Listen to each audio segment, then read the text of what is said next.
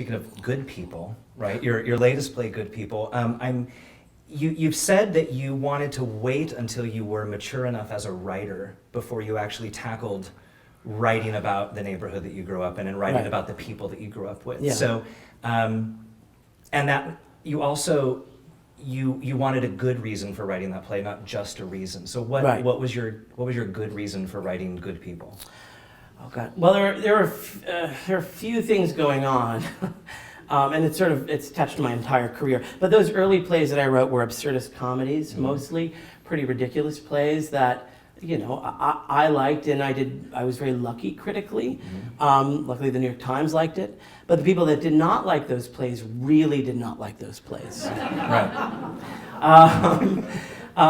So that pissed me off, frankly, because I would see these same critics writing about naturalistic or realistic plays in a totally different way. Whether the play was good or bad, their approach to the play was they would dig in a bit and at least attempt to figure out what the writer was talking about. The critics that disliked my comedies just dismissed them out of hand. Well, this is silly nonsense. People don't behave this way. Why does Manhattan Theatre Club keep producing his plays? And so the spiteful part of me, which is very big, the spiteful part of me said, I could write one of those damn naturalistic plays if I wanted to. You get a couch and some running water. How hard could that possibly be? Right. So that was when I said there were 12 or 14 ideas in the back of my head. That was one of the ideas in the back of my head. I should write a naturalistic play one day. And I'll get to Good People, I promise. Okay. But it's all of a piece. Another thing that had been in the back of my head was when I was a student at Juilliard, I started under Christopher Durang, but also Marcia Norman. And Marcia had said to us, one of my fellow students were having trouble coming up with an idea for a play. And Marcia said, well, you know what always works best? Think of the thing that scares you more than anything in the world. What is the thing that terrifies you to the core? Whatever that is, write a play about it. And so when I was in my mid-20s at the time, I honestly thought, I don't know what that is. What is it? Oh, it's scary. I don't know.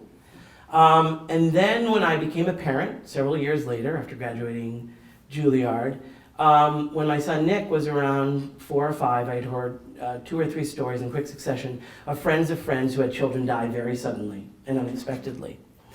And as a relatively new dad, I of course thought, holy crap, what would that be like? And in thinking and putting myself in the shoes of those parents, I experienced fear in a way I never had before. And feeling that terrible anxiety and that terror, I thought, oh, wait a minute. This is what Marcia was talking about. This is the thing that terrifies me more than anything. I know what it is now. And that's how Rabbit Hole came to be. I smashed it together with that naturalistic play that you think that maybe you should write. Maybe this is it. As an experiment, take that fear and take that desire to write a naturalistic play and smash them together and see what happens. And if I had only written the play out of spite, it would not have done very well, I don't think. I had to wait for an idea that I cared about, that I was passionate about, that I could invest in, that was connected to me, and only then could I actually write the play.